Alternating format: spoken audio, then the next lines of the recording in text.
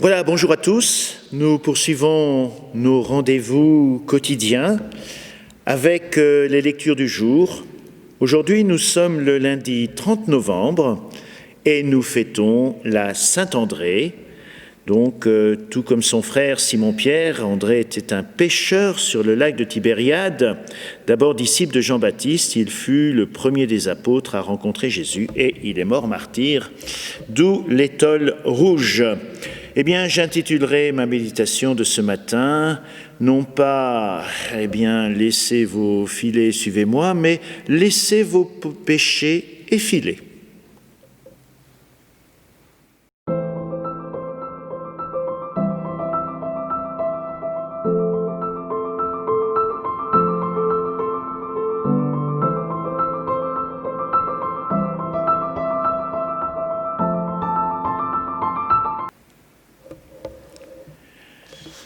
De l'évangile de Jésus-Christ selon saint Matthieu. En ce temps-là, comme Jésus marchait le long de la mer de Galilée, il vit deux frères, Simon, appelé Pierre, et son frère André, qui jetaient leurs filets dans la mer, car c'étaient des pêcheurs. Jésus leur dit : « Venez à ma suite, et je vous ferai pêcheurs d'hommes. » Aussitôt, laissant leurs filets, ils le suivirent. De là, il avança et vit deux autres frères, Jacques, fils de Zébédée, et son frère Jean, qui étaient dans la barque avec leur père, en train de réparer leurs filets. Il les appela. Aussitôt, laissant leur barque et leur père, ils le suivirent. Venez. Pour quelque temps, vous laisserez la paix aux poissons du lac. Il y a mieux à faire, plus urgent, croyez-moi. Oui, venez. Je vous propose une toute autre activité. Je ferai de vous des pêcheurs d'hommes. Une pêche qui dépasse vos attentes les plus folles. Un regard de tendresse, un regard de feu, auquel il doit être difficile de résister, quelques paroles murmurées dans la brise et le clapotis des vaguelettes. Et puis, pour ces hommes, plus rien ne sera jamais comme avant. Aussitôt, nous dit le texte, laissant là leur filet, ils le suivirent. Comme il paraît sobre et beau cet appel qu'adresse Jésus à ses tout premiers disciples, et l'on voit ces hommes simples se lever, abandonner barques et filets, le suivre. Aurions-nous rêvé nous-mêmes de croiser ce regard capable de mettre en route de si belle manière? Nous serions-nous arrachés à notre quotidien pour nous plonger ainsi en itinérance, pour aller annoncer la bonne nouvelle ? Laissez vos filets, suivez-moi. Ou bien encore, laissez vos péchés et filez. D'ailleurs, pourquoi ont-ils été choisis, eux ? Des pécheurs, dans tous les sens du terme. Sont-ils si qualifiés que cela pour présider à la naissance de l'Église de Jésus ?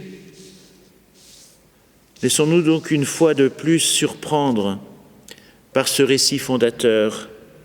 Ces hommes, choisis pour entrer dans la plus grande histoire jamais contée, semblaient de prime abord plus habiles à manier et réparer les filets qu'à maîtriser les subtilités de la rhétorique, les finesses de la théologie spéculative. C'est encore une fois des gens vraiment très ordinaires, auxquels nous ressemblons beaucoup. Et Dieu doit vraiment beaucoup aimer les gens ordinaires. D'ailleurs, il en crée énormément. Mais ces pécheurs ont découvert un jour dans la brise du lac que le temps était venu pour Dieu d'avoir besoin des humains. Et ils se sont levés pour répondre présent.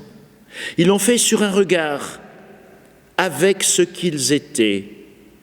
Les apôtres de Jésus, des gens très ordinaires, n'avaient ni diplôme universitaire, ni qualification internationale. Mais ils sont allés au bout du monde, sur un regard, un appel qui aujourd'hui retentit encore. « Suis-moi ». À trop dire « je cherche Dieu », On oublie peut-être que c'est lui qui nous appelle, qui nous guette. Dieu s'est tellement épris de l'homme qu'il s'est fait l'un d'entre nous, c'est vrai, c'est du délire d'une certaine façon, un Dieu amoureux. Aujourd'hui, le Seigneur croise notre chemin, nos péchés, nos limites, nos petitesses, ça ne l'intéresse pas. Il veut regarder le meilleur. Laissons-le nous le redire avec ces paroles de Robert Ribier. « Tu es doué ? Ne sais-tu pas que tu es doué, alors pourquoi râler, faire des complexes ? Si tu es doué pour la parole, viens, parle. Si tu es doué pour écouter les autres, viens, écoute.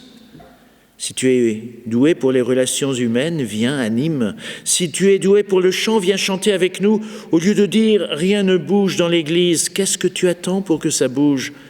Au lieu de dire « le monde est pourri », qu'est-ce que tu attends pour contribuer à le transformer ? Au lieu de dire « ce sont toujours les mêmes qui commandent », qu'est-ce que tu attends pour mettre la main à la pâte ? En toi, l'Esprit est à l'œuvre. Baptisé, toi aussi, tu es en mission. Allez, mon frère, vas-y, tu le sais, tu es doué. Eh bien, en ce matin, en cette journée de la Saint-André, sentons-nous invités par le Seigneur qui nous appelle. Notre Père qui es aux cieux, que ton nom soit sanctifié, que ton règne vienne, que ta volonté soit faite sur la terre comme au ciel. Donne-nous aujourd'hui notre pain de ce jour.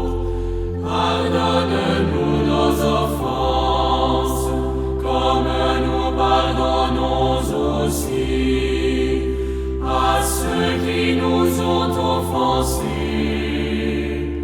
Et ne nous laisse pas entrer en tentation, mais délivre-nous du mal. Car c'est à toi qu'appartiennent le règne, la puissance et la gloire pour les siècles des siècles. Amen.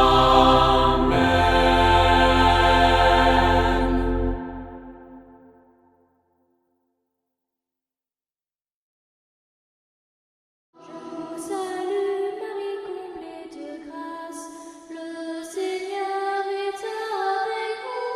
Vous êtes bénie entre toutes les femmes, et Jésus, votre enfant, est béni.